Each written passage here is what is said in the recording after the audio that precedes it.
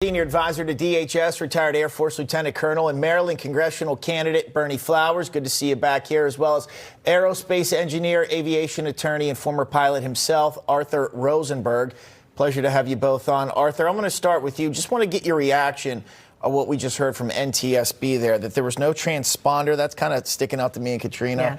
On the truck that collided with the plane, and then also the comments about air traffic controllers doing multiple things at one time or other responsibilities here. And do you think that led to what just happened there? Yeah, okay, so let's start with the fire truck. There's a system called the ASDEX system. It's a ground-based radar transponder system. What does it mean in plain English?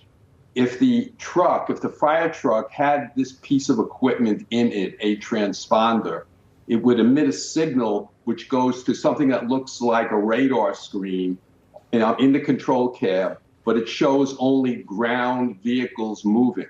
Apparently, this vehicle did not have the transponder, others did, and they're offering that up to suggest it's a fact, perhaps some confusion. However, I'll say this. I don't believe, based on what we know, that this controller was actually looking at that screen. He had a visual line of sight to the fire truck and gave that fire truck a clearance to cross the runway. So I'm not sure what the significance of it is. The ASDX system is very important. NTSB has been recommending it for years. Apparently, it fell short here. As far as the combined position of the ground controller and the local controller, this is shades of Reagan National. The night of Reagan National, they had one poor guy up in the cab controlling the military corridor, the civilian corridor. You would think lessons learned, apparently not. Here, LaGuardia Airport, 11:30 or so at night, it's still very busy. You get close to midnight, there's a shift change.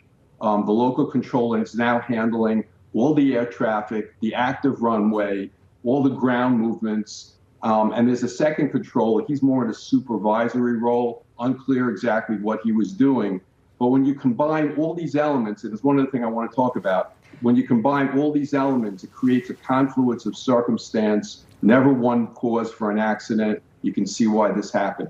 The last thing I just want to comment on is that the DFDR, the digital flight data recorder, which they've downloaded the information, not the voice cockpit recorder.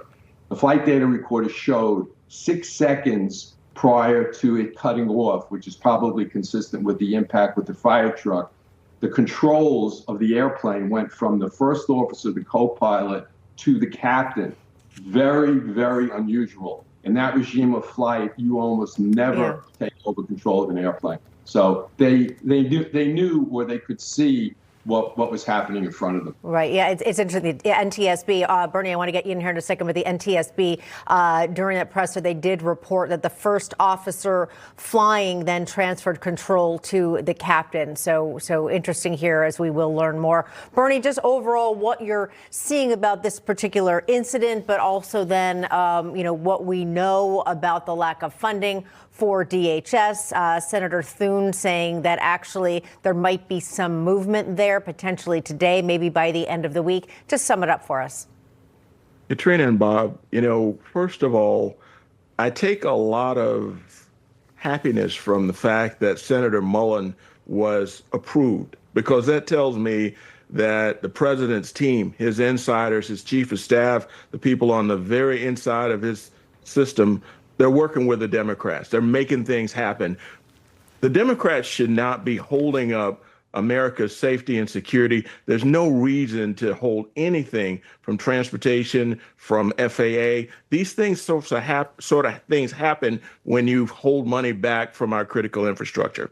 Yeah, when people aren't getting paid and they have to pay the rent and feed their families, things can definitely fall apart quickly. Hopefully, things turn around quickly as well. Berney, Arthur, thanks so much for joining us. Thank you for having us.